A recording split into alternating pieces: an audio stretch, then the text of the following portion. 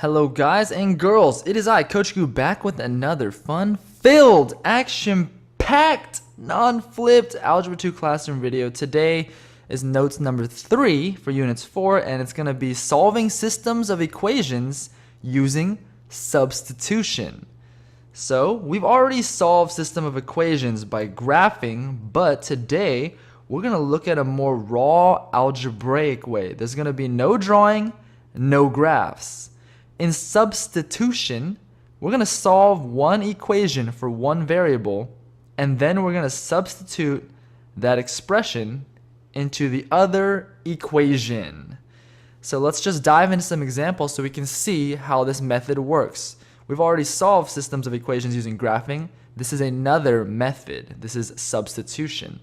So example 1 is going to show you the steps that you're going to do to solve a system using substitution without graphs. So look at the system. We can see it says 3x plus 4y equals 12, and there's also 2x plus y equals 10. All right, so we're looking for a solution, right? A solution is a point. So we're going to find a point like this. All right, we're going to solve step 1, solve one equation for one of the variables. So we're going to pick an equation and solve for one of the variables. So let's choose this one because it looks like I can get one of the variables by itself easily. So 2x plus y equals 10. So we're just going to solve for one of the variables. It looks like it's really easy to get y by itself here, right? So let's get y by itself. What do we have to do to get y by itself? We're going to subtract 2x from both sides. That's going to leave me with y equals negative 2x plus 10. So now we've solved for one of the variables. Step 2, we're going to substitute the expression into the other equation and solve for the other variable. So we can see that in step 1, we found that y equals negative 2x plus 10. Now we're going to use the other equation. So I'm going to use red for this one.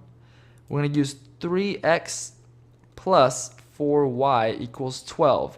But now you see the y, we found in step 1 that y equals negative 2x plus 10. We're going to substitute that whole expression in for the y in our second step. So it's going to look like this. 3x plus 4 times negative 2x plus 10 equals 12. And now we're going to solve for our other variable. You can see how there's no more y's after I substituted that expression. There's only x's. So we're going to actually find the number that x equals. So the next step here is going to be equals 3x plus, what's 4 times negative 2x? That's going to be negative 8x. So I'm just going to write, instead of writing plus, I'm going to put minus 8x. And then what is 4 times positive 10? That's positive 40, so I'm going to put plus 40. And that equals 12. All right, so then our next step, we're going to combine the like terms. We see 3x minus 8x. Those ones can be combined. So 3x minus 8x is negative 5x. And then we've got plus 40 equals 12. We're trying to solve for x here, so we want to get x by itself. So let's subtract 40 from both sides. That leaves me with negative 5x equals 12 minus 40 is negative 28. And then what's my last step here? Divide both sides by negative 5. Let me bring that over here again. And so we're going to see that x equals negative 28 over negative 5. That simplifies to just positive 28 over 5. And if we wanted to see this in a fraction or decimal, that's going to be equal to 5 3/5, which is the same thing as 5.6. So we can just leave it as 5.6 if we want to.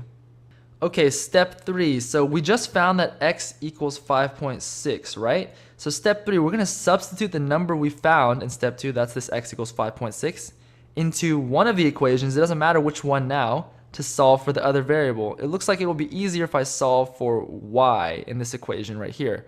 So we're going to write that equation down. We're going to put 2x plus y equals 10. And now I'm going to substitute this x value, this number 5.6, in for where I see x. So it's going to be 2 times 5.6 plus y equals 10. And so now I can find the value of y as well. So 2 times 5.6 is 11.2 plus y equals 10. And then what do I need to do to get y by itself? We'll subtract 11.2 from both sides.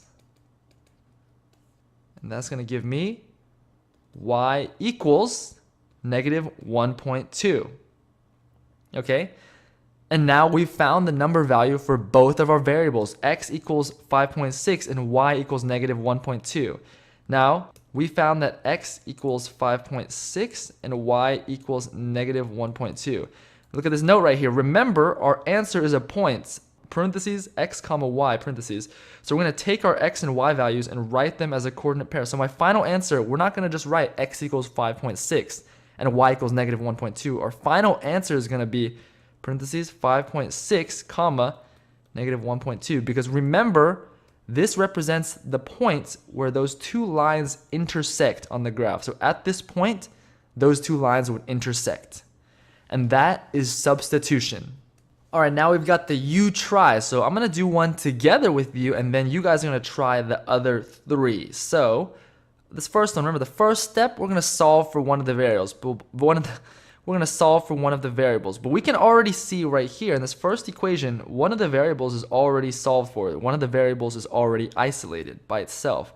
This is y equals x plus 2. So that means we can go directly into our second equation. We'll call it x plus y equals 8. And plug that first expression in. So watch this. X plus y equals 8. Instead of writing x plus y, I'm going to write x plus 2. Because y equals x plus 2, I can just substitute that in for the y, equals 8. Okay, so now we're just going to take the parentheses off here. So x plus x is 2x, and then we've got plus 2 equals 8. And we're solving for x here now because I only see x as the variable in this equation. Subtract 2 from both sides. That leaves you with 2x equals 8 minus 2 is 6. And then what do I have to do here? Divide both sides by 2, and that's going to give me x equals 3. So I just found one of my values. X equals 3. So now I can take this value and plug it into either of the equations to find my final answer. I'm going to plug it into the y equals x plus 2 because that looks easiest. So y equals x plus 2, but x is 3. So I'm going to take this 3 and put it in that x right there. So it's going to be y equals 3 plus 2. And so y equals, what's 3 plus 2? 5. So we see x is 3 and y is 5. So in the very end, my answer is going to be the point 3 comma 5. There we go. So you guys try the other three.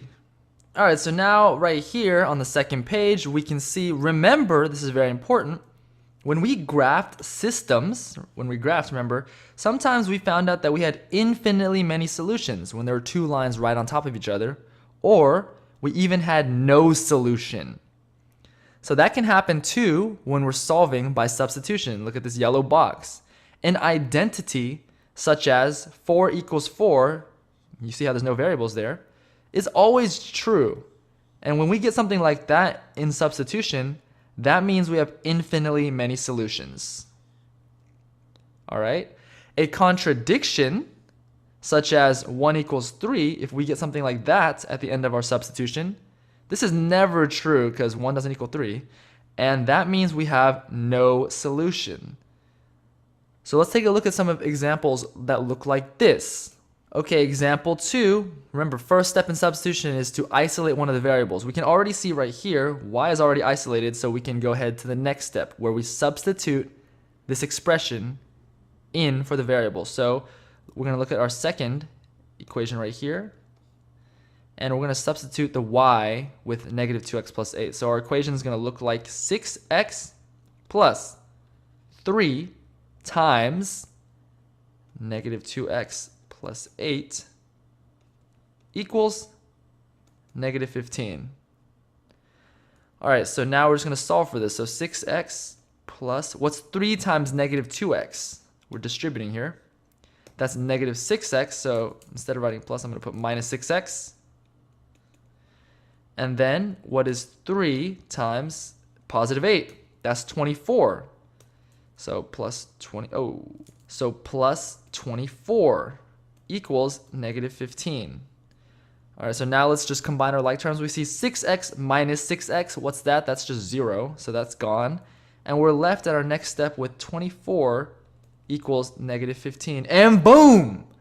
Does that make sense? Is that a true statement? Does 24 equals negative 15? No, it doesn't. So that's a contradiction right there. And when we're trying to do substitution and we get something like this, that just means our answer is no solution. These two lines never cross. So right there we can stop, no solution. Now let's look at the second example. In the middle, we're going to have to isolate one of the variables. So let's look at this first equation right here. X minus y equals negative 7. It looks like it'll be pretty easy to isolate a variable. So it looks like it's easy to isolate x. So x minus y equals negative 7. Let's get x by itself, because all I have to do is add y to both sides. If I add y to both sides, that leaves me with x equals y minus 7. Now that I've isolated x, I will substitute this expression into the second equation, which is this 2y minus 14 equals 2x. So I'm going to write 2y minus 14 equals 2 times y minus 7. Because we see how it's 2 times x, and x right here equals y minus 7. So now we're just going to solve this. So we're going to have 2y minus 14 equals, distribute right here, 2 times y is 2y. And let's see, 2 times negative 7 is negative 14. So right away here now, look at this. We can see that both sides of the equal sign are the exact same. Look at that. 2y minus 14 equals 2y minus 14. That's true, right? Of course, something's going to equal itself. So because we have an identity like this, we know that the answer is infinite number of solutions. Or in other words, those two lines up here are actually the exact same. And that's how you're going to see these no solution or infinite number of solutions answers. You guys can try the third one on your own. Okay, lastly, applications of systems. This is how you can actually use systems of equations in real life, and especially comes in handy when you're trying to see, how much of something you want to buy in bulk or whatever, if you want to make it actually worth it. So this one says, let's read the instructions here because we often don't read our directions. Set up a system for each situation. Do not solve. So all we have to do is set up a system. All right, it says, at fancy pizza shop, it costs $15 for a party room, and each pizza costs $15. At Fancy Pizza Plus, a party room costs $40, and each pizza costs $10. How many pizzas would you have to order to have the total cost at each place be the same?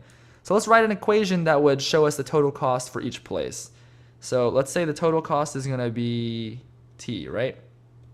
Okay, now let's look at Fancy Pizza Shop. It says it costs $15 for a party room, so that's my fixed cost, right?